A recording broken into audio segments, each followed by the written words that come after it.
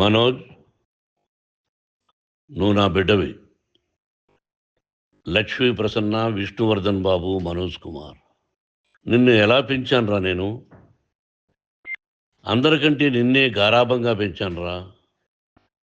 నీకే ఎక్కువ ఖర్చు పెట్టి చదివించాలని ప్రయత్నం చేశానురా. నువ్వు ఏది అడిగినా నేను నీకు ఇచ్చానురా. కానీ ఈ రోజున నువ్వు చేస్తున్న పని బిడ్డల గుండెల మీద తంతారంటారే, అలా తన్నావురా. మనసు ఆవేదనతో కింగిపోతుందిరా. నేను మీ అమ్మ ఏడ్చుకుంటున్నావురా. జర్నలిజం ఉన్నది లేనిది, లేనిది ఉన్నట్టు రాస్తున్నారా. నువ్వు నన్ను కొట్టడం ఏంట్రా? నా బిడ్డ నన్ను తాకలా. ఇద్దరం ఘర్షణ పడ్డాం కొన్ని కారణాల వల్ల. ప్రతి ఫ్యామిలీలోనూ ఉంటాయిరా ఇవి. లేనివాడు ఎవరైనా ఉంటే ప్రపంచంలో ఒకరున్నారేమో, 1% ఉంటుందేమో. అటువంటి వాళ్ళ ఇంటికి వెళ్ళి కాళ్ళు గడిగి నిద్ర పూసుకోవచ్చు. భారత భాగవత రామాయణాలు చూసావు కదరా. ఏమిటిది? మీ అమ్మ ఎంత కుమిలిపోతుంది ఈ రోజున హాస్పిటల్ చేరింది. నీ వల్ల హాస్పిటల్ చేరుతాను.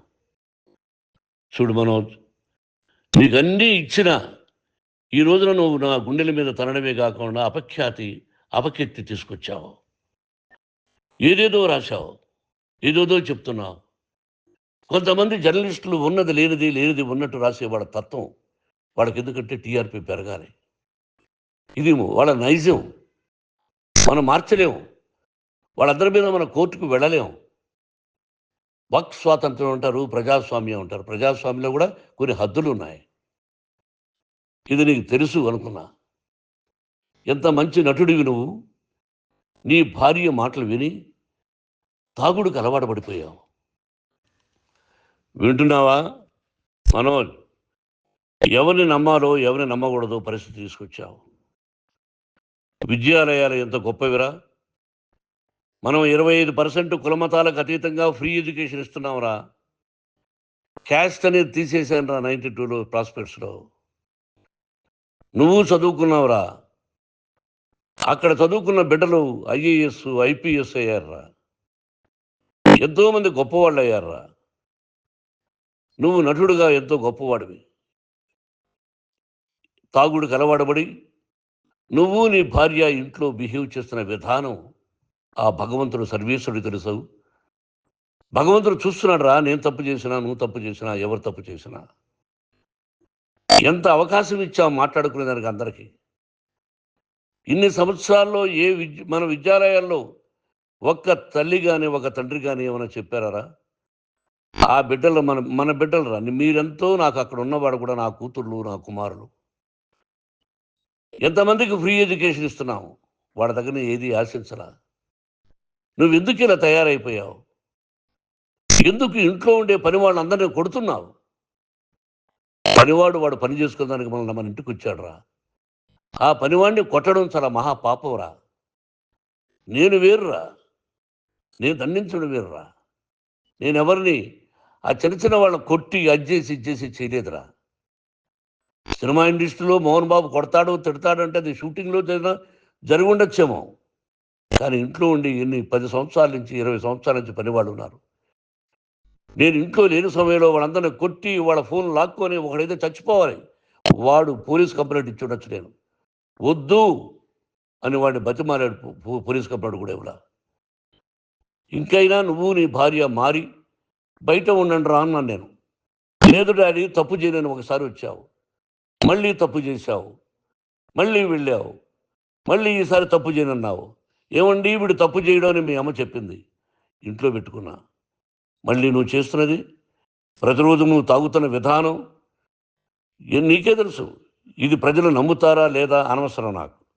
నేను నీకు చెప్తున్నా, ఇంతటితో ఫుల్ స్టాప్ పెట్టాలి. 3 రోజుల నుంచి రకరకాలుగా రాస్తున్నప్పుడు నా మనసు ఆవేదనతో ఉంది.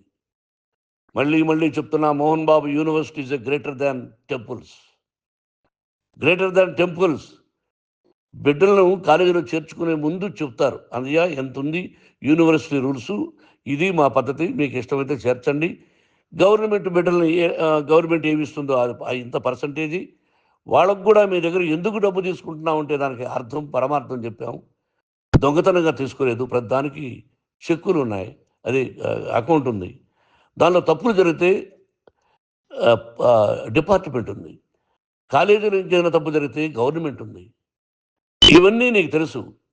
ఈ రోజున ప్రపంచంలోనే నెంబర్ 1గా చేయాలని మీ అన్న కష్టపడి ఇతర దేశాల్లో నెంబర్ 1 యూనివర్సిటీ టైఅప్ చేశాడు. ఈ రోజు నువ్వు చేసిన విధానం ఏమిటి? నువ్వే ఒకప్పుడు నాకు ఇవి ఏమొద్దు, నేను యాక్టింగ్ అన్నావు. ఈ రోజున ఏం చేస్తున్నావు? విద్యాలయాల మీద పడ్డావు. తల్లిదండ్రులు చాలా గొప్పవాళ్ళరా.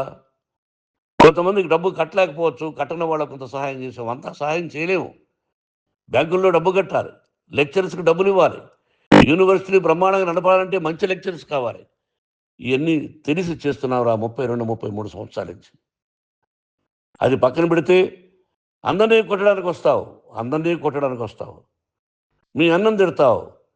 ఒక వ్యక్తి వినయ్ గారనే ఆయన వ్యక్తి హెల్ప్ చేయడానికి వస్తే ఆ వినయ్ ఎవరు లజ్జాగుడికి చంపేస్తాను వాడు అన్నావు.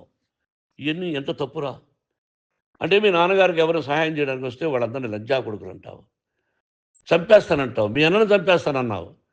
చంపరా చూద్దాం మీ అన్న. నేనే అన్నా. తాకరా నీ ధైర్యం ఉంటే అన్నా. ఎంతమందిని చంపాలనుకుంటున్నావు? ఎంతమందిని చేయాలనుకుంటున్నావు? నువ్వు ఏం సాధించాలనుకుంటున్నావు? ఆలోచించుకో. ఈ ఇంట్లోకి అడుగు పెట్టడానికి నీకు అధికారం లేదు. ఇది నా కష్టార్జితం. మా నాన్నగారు 10 రూపాయలు 10 పైసలు కూడా ఇవ్వలేదురా. మంచి జన్మనిచ్చాడు మా నాన్నగారు. మద్రాసుకు వెళ్ళి వీధుల్లో అడుగు తిన్నాను రా. ఒక పూట కూడా భోజనం లేకుండా అడుగు తిన్నాను రా. న్యాయంగా మోహన్ బాబు తిడతాడు, కొడతాడంటారు కానీ మోసగడం అనలేదురా. నీట్ పార్లమెంటేరియన్గా బయట వచ్చాను రా. నువ్వు నా పరువు ప్రఖ్యాతులు మంట కలిపావు. ఏమిటి నేను చేసిన అన్యాయం? నీకు జన్మనిచ్చాను, అదా నేను చేసిన పాపం. అందుకే ఇది నా ఇల్లు అన్నావు. నువ్వు నీ ఇల్లు కాదు. నీ కష్టార్జితంతో నువ్వు సంపాదించుకున్న ఇల్లు నీది. ఇది నా డబ్బు, నా కష్టార్జితం. నా కష్టార్జితంలో నేను పిలిస్తేనే మీరు ఇంట్లోకి రావాలి. అటువంటిది పోగొట్టుకున్నావు నువ్వు. ఆస్తులు అంటావా? ముగ్గురికి సమానంగా రాయాలా లేదా అది నా ఇష్టం. ఆస్తులు ఇస్తానా, లేకపోతే గంగపాలు చేస్తానా, లేకపోతే ఎవరికైనా దానధర్మాలు చేస్తానా, అది నాకు సంబంధించిందిరా. నా కష్టార్జితం రా. మీరు చేస్తున్న విధానం గుణగణాలు కావాలరా. మందు తాగచ్చురా. ఎంత తాగాలి? నేను కూడా 1 or 2 పెగ్స్ తీసుకుంటా.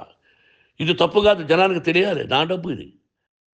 తాగి ఎవరిని కొట్లా, తాగి నేను తింటున్నా. అది ప్రజలకు అక్కర్లా. నేను తప్పు చేస్తేనే ప్రజలకు కావాలా. ఇవన్నీ ఉన్నాయిరా. ఇవన్నీ తెలుసుకో. జర్నలిస్ట్ సోదరులారా, మీకు నా గతాన్ని తెలుసు, నా భవిష్యత్తు, నేను ఎక్కడి నుంచి వచ్చాను కూడా మీకు తెలుసు. ఈ రోజున మీరు రాస్తున్న విధానం, నా బిడ్డ నన్ను కొట్టాడన్నారు. ఎంత తప్పు! ఈ రోజున నా బిడ్డ మీద కోపంతో అవును చెప్పచ్చు. కాదు, వాడు నా మీద చెయ్యెత్తలేదు. నేను ఘర్షణ పడ్డాం. ఘర్షణ వేరు, కొట్టుకోవడం వేరు. గాయాలతో హాస్పిటల్కి వచ్చి కుంటుకుంటుగా నడిచాడు. మళ్ళీ ఏమని పోలీస్ స్టేషన్కి వెళ్ళి చెప్పాడు. ఎవరో 2 ఉన్నారు, వాళ్ళిద్దరూ నా మీద దాడి చేశారన్నాడు. నా ఇంట్లో పనిచేస్తున్న వ్యక్తుల గురించి పోలీస్ స్టేషన్కి వెళ్ళి చెప్పవలసిన అవసరం అతనికి లేదు, హక్కు లేదు. పోలీస్ డిపార్ట్మెంట్ కూడా తెలుసుకోవాల్సిన విషయం. నా ఇంట్లో ఉండే వర్కర్స్ మీద నేను కంప్లైంట్ ఇవ్వాలి. నువ్వు పర్మిషన్ లేకుండా నా ఇంట్లోకి నువ్వు చొరబడి ఇల్లు నాదంటూ ఇంట్లో పనిచేస్తున్న వర్కర్స్ మీద కంప్లైంట్ ఇచ్చావు. అది ఎంతవరకు పోలీసు న్యాయమో రూల్సో చూద్దాం. పోలీస్ డిపార్ట్మెంట్ ఇంటికి వచ్చింది. వాళ్ళకి రాశాను ఉత్తరం. అయ్యా, నేను సీనియర్ సిటిజన్ని, నాకు రక్షణ లేకుండా ఉంది. నా బిడ్డ వల్ల నా ఇంట్లో నుంచి నా బిడ్డను పంపించేసి ఇది నా ఇల్లని. వాళ్ళు నాకు సమాధానం ఇవ్వలేదు. ఇవ్వకపోగా ఎవరిని పట్టించుకోలేదు. ఇప్పుడు పోలీసు వాళ్ళు వచ్చి ఏమండి, రూల్స్ ప్రకారం నా బిడ్డ ఇంటికి రాకూడదంటే మాకు హయ్యర్ అథారిటీ వాడు ఫోన్ చేశారు. మీరు ఎవరిని స్టాప్ చేయొద్దండి, బయట నుంచి ఎవరైనా వస్తే వాళ్ళని స్టాప్ చేయండి అన్నారు. 2 రోజుల నుంచి 10 మంది 20 మంది వస్తున్నారు. వాళ్ళు అలా చూస్తూ నిలబడ్డారు. వాళ్ళు ఫోటోలు తీసుకున్నారు. వాళ్ళ మీద మళ్ళీ వదిలేస్తున్నారు. ఎవరిని నిందించాలి? But I give respect to the police department. వాళ్ళకి ఎవరు ఏ అధికారి ఫోన్ చేశాడో, ఆ అధికారికి ఏ పొలిటీషియన్ చేశాడో అది వాళ్ళకే వదిలేస్తున్నా. కాబట్టి వాళ్ళు పోలీస్ కంప్లైంట్ ఇచ్చినా కూడా మేము సంబంధం లేదని అంటున్నారు. కాబట్టి నేను నా బిడ్డను నిన్ను నాపు చేస్తున్నా. నువ్వు ఇంట్లోకి వచ్చే అధికారం నీకు లేదు.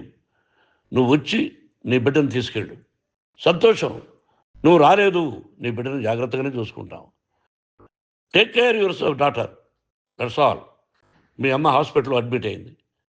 రేపో ఎల్లుండో మీ అమ్మను పిలిపించి బాగైన తర్వాత ఇదిగో నువ్వు నీ కొడుకు బిడ్డను తీసుకెళ్ళి వాడికి అప్పచెప్పని చెప్తాను పోలీసు వాళ్ళ ఆధ్వర్యంలో. ఇది 100% జర్నలిస్టు సోదరులారా, పులి స్టాప్ పెట్టండి. మీకు కుటుంబాలు ఉన్నాయి, మీ యజమానులకు కుటుంబాలు ఉన్నాయి. మీ కుటుంబాల విషయాలు, మీ యజమానుల కుటుంబాల విషయాలు మేము ఎవరు జోక్యం కలుగు చేసుకోరా. మేము నటీనటులం. మాది తప్పుంటే నటుడుగా నన్ను ఫెయిల్యూర్ అని రాయండి, నా నటన బాగలేకపోతే రాయండి. బట్ ఇంటి లోపల సందులో నుంచి చూస్తూ తప్పు చేస్తున్నామని ఉన్నది లేనిది, లేనిది ఉన్నట్టు రాయకండి. మీకు నా హృదయపూర్వక నమస్కారాలు. ఇన్ని రోజులు హృదయపూర్వకంగా ఎంకరేజ్మెంట్ చేశారు. ఆ ఎంకరేజ్మెంట్కు నమస్కారం చేసుకుంటూ I love you all. I love you police department. మీరు న్యాయంగా ధర్మంగా నడుచుకోండి, ఎవరికి తొత్తుల్లాగా ఉండొద్దండి అని మనవి చేసుకుంటూ నేను సెలవు తీసుకుంటాను. Thank you very much for all the journalist. ఇక్కడ పులి స్టాప్ పెట్టండి, పులి స్టాప్ పెట్టండి. Thank you very much, thank you very much, thank you very much, thank you very much, thank you very much, thank you very much, thank you very much.